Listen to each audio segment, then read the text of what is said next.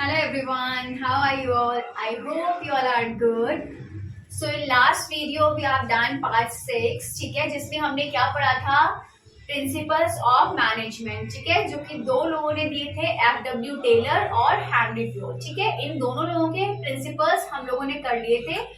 And today in next part number 7, we will study techniques of scientific management. I have told you ना कि ये जो techniques हैं ये किसने दी थी, ठीक है। ये भी टेक्निक सारी किसने दी थी? FW टेलर ने, जिन्होंने साइंटिफिक मैनेजमेंट दिए थे, साइंटिफिक प्रिंसिपल्स दिए थे, उन्हीं ने ही क्या दिया है? ये टेक्निक्स, ठीक है। So these techniques are given by FW Taylor. Fine, देखिए यहाँ पर कुछ टेक्निक्स हैं जो कि क्या है, उन्होंने दी है FW टेलर ने, जो कि बहुत ज्यादा इंपॉर्टेंट रोल प्ले करती है हमारे मैनेजमेंट, ठीक है, मैनेजमेंट में। Fine, see first technique is function foremanship. इसका मतलब क्या होता है? Functional foremanship is a technique in which planning and execution are separated. इसका मतलब क्या होता है फंक्शन फॉर्मेनशिप का? कि यहाँ पर जो प्लानिंग है और जो एग्जीक्यूशन है उन दोनों को सेपरेट कर दिया जाता है, ठीक है। क्या कर दिया जाता है? सेपरेट। देखिए कैसे, जैसे यहाँ पर प्लानिंग है और यहाँ पर प्रोडक्शन है। फाइन, जो प्लानिंग इंचार्जेस होते हैं वो कौन कौन से होते हैं? Root clerk. रूट क्लर्क का मतलब क्या होता है? वो लोग जो हमें रास्ता दिखाते हैं कि हाँ हमें ये वर्क इस तरह से करना है, ये वर्क इस तरह से करना है, उसको हम रूट क्लर्क बोलते हैं। Fine, next one is time and cost clerk. Time and cost clerk का मतलब है कि कितना टाइम लगना है, कितना इस, जैसे कि एक वर्क सेट किया है, ठीक है, एक काम सेट कर दिया है, तो उसमें ये लोग चेक करेंगे कि इसमें कितना टाइम लग रहा है और कितनी कॉस्ट लग रही है, ठीक है।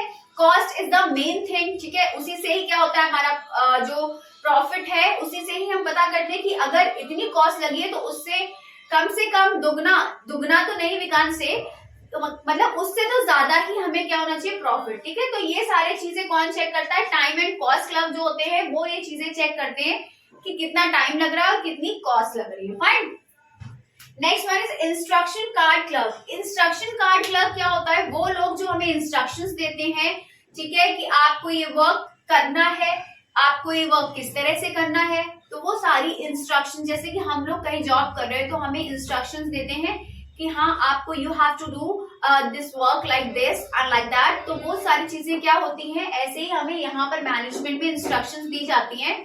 तो वो क्या करते हैं कि वो उन इंस्ट्रक्शंस को फॉलो करते हैं और उसी तरह से क्या करते हैं? अपना वर्क स्टार्ट कर देते हैं। Fine, next one is discipline. Discipline तो हर जगह, चाहे मैनेजमेंट हो, चाहे स्कूल हो, चाहे ऑफिस हो, चाहे बैंक हो, डिसिप्लिन इज मैंडेटरी, क्योंकि अगर डिसिप्लिन नहीं होगा तो कोई भी वर्क अच्छे से नहीं हो सकता है, ठीक है। तो डिसिप्लिन तो घर में भी डिसिप्लिन चाहिए होता है। अगर घर में भी कलेश हो रहे हैं, लड़ाई हो रही है, कॉन्फ्लिक्ट्स हो रहे हैं, फाइट्स हो रहे हैं, तो ये सारी चीजें भी क्या करती है? घर में जो पीस होता है वो नहीं हो पाता है। तो इसीलिए डिसिप्लिन हर जगह, हम इसको ये भी कह सकते हैं कि discipline is pervasive. Pervasive means universal, ठीक है, यूनिवर्सल जो हर जगह अप्लाई होता है। Fine, so these all are the clerks, ठीक है, these all are the incharges which plan each and everything, ठीक है, those plan each and everything. So first one is root clerk, then time and cost clerk, then instruction card clerk and then discipline. तो ये हो गया हमारा planning, जहां पर बोला था कि प्लानिंग को और एग्जीक्यूशन को सेपरेट कर देते हैं, तो ये सारा ये सारा प्लानिंग से रिलेटेड है, ठीक है। और यहाँ पर एग्जीक्यूशन मीन्स प्रोडक्शन, ठीक है। तो प्रोडक्शन इंचार्जेस कौन कौन से होते हैं? हमारे gang boss. First one is gang boss, ठीक है, second one is speed boss, third one is repair boss and fourth one is inspector. So देखिए गैंग बॉस का काम क्या होता है कि वो सारी मशीन्स, ठीक है, सारी मशीन्स और जो भी सारे टूल्स हैं उसको देखता है कि सारी मशीन्स अच्छे से काम कर रहे हैं या नहीं कर रही है, किसी मशीन में कोई प्रॉब्लम तो नहीं जिसकी वजह से हमारा काम जो है वो रुका हुआ है, ठीक है। तो ये सारी चीजें हमारा गैंग बॉस देखता है। Next one is speed boss. Speed boss का मतलब है कि ये स्पीड चेक करता है कि इतनी स्पीड में वर्क किया जा रहा है, क्या वर्कर्स जो वर्क कर रहे हैं, जो काम कर रहे हैं, सारा वो स्लोली तो नहीं कर रहे हैं जिससे हमें लॉस हो जाएगा। तो वो सारी चीजें कौन चेक करता है? स्पीड बॉस, ठीक है।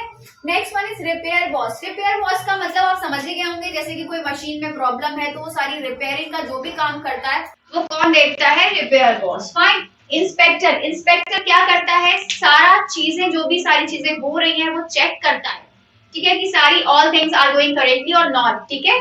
तो वो सारी चीजें कौन चेक करता है? हमारा inspector. So this is about planning incharges and production incharges. So this was the first technique जिसमें हमने प्लानिंग इंचार्जेस पढ़े, प्रोडक्शन इंचार्जेस पढ़े। So now our second technique is standardisation and simplification. इसका मतलब क्या है? Standardisation refer to developing standards for every business, whereas simplification refer to eliminating superfluous varieties of product. इसका मतलब क्या है कि जो स्टैंडर्डाइजेशन है वो क्या करता है?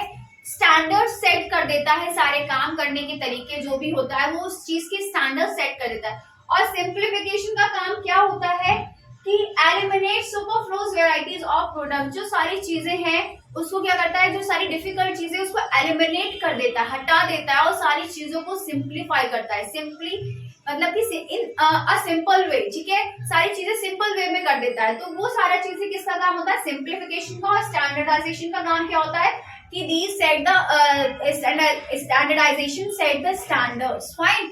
So this is our second technique, and our next one is work study, and our third technique is work study, जिसमें बहुत सारी चीजें आती हैं जो कि हम पढ़ेंगे। First one is method study.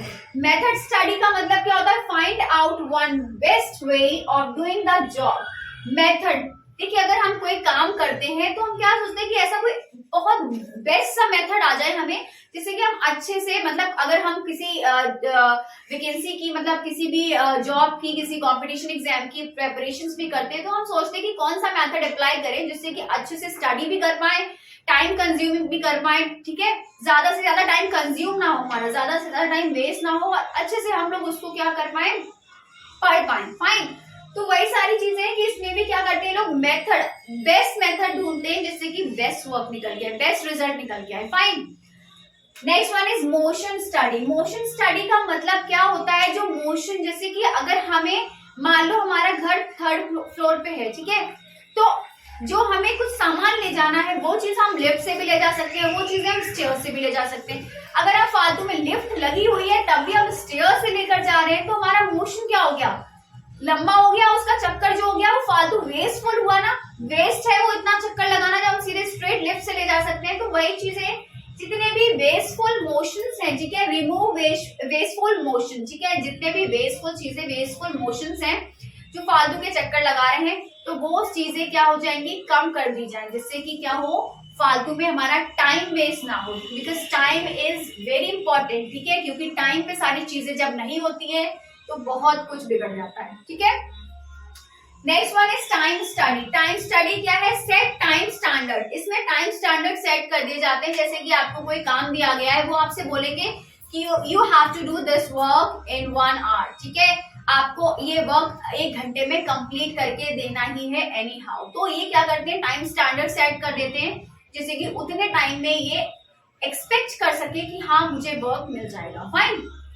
Next one is fatigue study. Fatigue study मतलब कि क्या होता है? Rest intervals. ये डिसाइड करते हैं कि कितने रेस्ट इंटरवल्स होने चाहिए, लेकिन ये भी क्या होता है? वर्क के अकॉर्डिंग होता है। जिसका ज्यादा वर्क होगा उसको 2 इंटरवल्स दिए जाते हैं, जिसका कम वर्क होगा उसको इंटरवल्स कम दिए जाते हैं। तो ये सारी चीजें डिपेंड करती हैं ऑन योर वर्क, ठीक है, जिस तरह का वर्क होगा उस तरह से आपको रेस्ट इंटरवल्स दिए जाएंगे। Fine.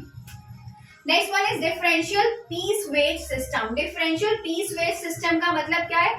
According to work. Differential piece wage system का मतलब क्या हो गया कि जो हमें वेजेस मिलेंगे वो किस तरह से मिलेंगे। अब देखिए, आप कहीं जॉब करते हैं तो हर किसी की सैलरी अलग अलग होती है, किसी की भी सेम नहीं होती है, ठीक है। सारी सैलरी सेम क्यों नहीं होती है? क्योंकि वो सैलरीज डिपेंड करती है कि इंसान का काम कैसा है, ठीक है। अगर उसका ज्यादा टफ वर्क है तो उसको अच्छी सैलरी मिलेगी, अगर आपका थोड़ा इजी वर्क है तो आपको उससे थोड़ी कम सैलरी मिलेगी।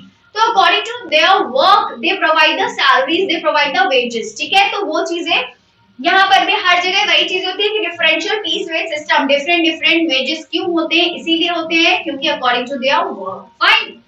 Next one is mental revolution. Mental revolution का मतलब होता है positive attitude towards employees and employers. Fine. अगर पॉजिटिव एटीट्यूड नहीं होगा, नेगेटिव एटीट्यूड होगा, हर किसी से लड़े जा रहे हैं, नेगेटिविटी फैला रहे हैं, ठीक है, पॉलिटिक्स फैला रहे हैं, तो वो सारी चीजें क्या होंगी? मैनेजमेंट पे इफेक्ट करेंगी। ठीक है, मैनेजमेंट पे इफेक्ट करेंगी तो उससे क्या होगा, जब एक दूसरे से आपस में ही नहीं बन रही तो आप उस गोल सेट किया, जो आपकी मैनेजमेंट ने गोल सेट किया, उसको करने में क्या होना चाहिए, कॉपरेशन होना चाहिए. You should cooperate with each other. अगर आप कॉपरेट ही नहीं करेंगे, क्या करेंगे, फाइट करेंगे, तो वो सारी चीजें क्या करेंगे, मैनेजमेंट को इफेक्ट करेंगे, मैनेजमेंट को, ठीक है, अफेक्ट करेंगे. Fine. So this is all about mental revolution. Okay, so we have 3 techniques: function, foremanship, standardization and simplification of work, and then work study. और इसके अंदर भी हमने बहुत सारी चीजें पढ़ी, जैसे यहाँ प्लानिंग इंचार्जेस पढ़ा है, यहाँ पर प्रोडक्शन इंचार्जेस पढ़ा है. Fine. So this is all for today. I hope you all understand scientific techniques of scientific management. Okay, so this is all for today. If you like my video, then kindly do like, comment, share and subscribe my channel. So till then, bye bye, take care, have a good day and take a great shot.